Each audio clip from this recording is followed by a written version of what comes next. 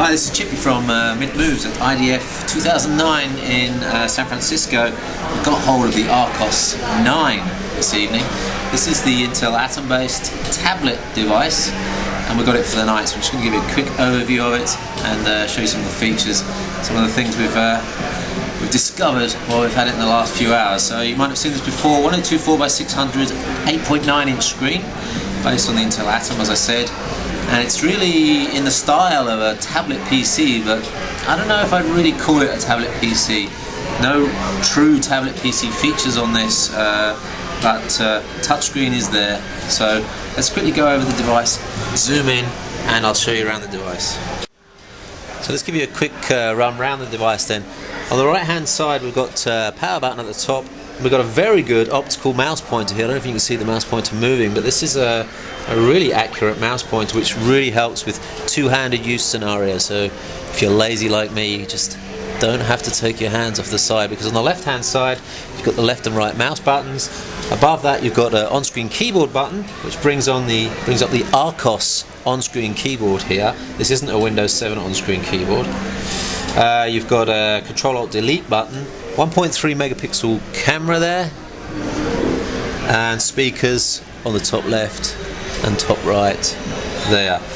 Underneath the device you've got a docking port which I think breaks out the VGA and maybe composite video as well, maybe the audio as well. But looking around the other side of the device, battery release button on the top, it's fairly clean. And on the left hand side you've got the headphone port and a USB 2 plus a couple of indicator lights and the power. On the back, and on this actual demo model, it's broken, but this is where the stand pops out and then you can use it on a table like that. And it's actually broken on this model. Stylus on the bottom right there.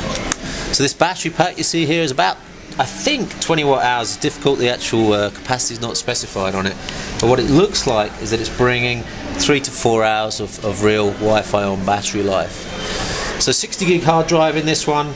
As I said, 1024x600 touchscreen, really nice touchscreen, very nicely set into the actual frame of the device, looking really smooth. And as you can see, there's no big border or step between the frame and the actual touchscreen itself.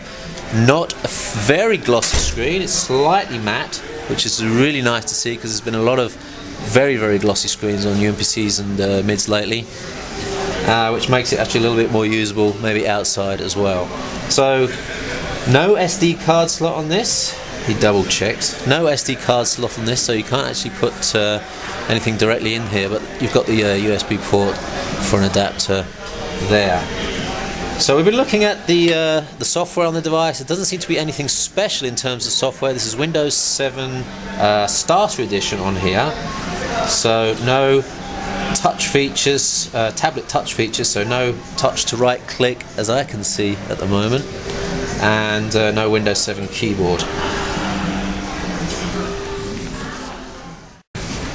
So in general the device looks really nice, seems really well built, nice plastics, no creaks, cracks or shakes on it, very well built. I have a little bit of a thought about the actual weight of it. It's around 700 or 800 grams, I don't know the actual weight of it, but there's always that lever effect on big devices like this, which means if you hold it in one hand you get a lot of weight on it because it's a very wide device. First thoughts on the performance is there's a hard drive in here which might be actually the bottleneck in terms of speed of opening applications. For example, when I double click on Firefox, it does take quite a few seconds to actually start that application up. I'm just going to show you that. This is a lot slower than what you might find on an SSD device. Still not started up there. Now this is a demo build. We don't know that this is fully optimized at all, and there you go, it's just started up now. So that took a good 10 seconds to start up.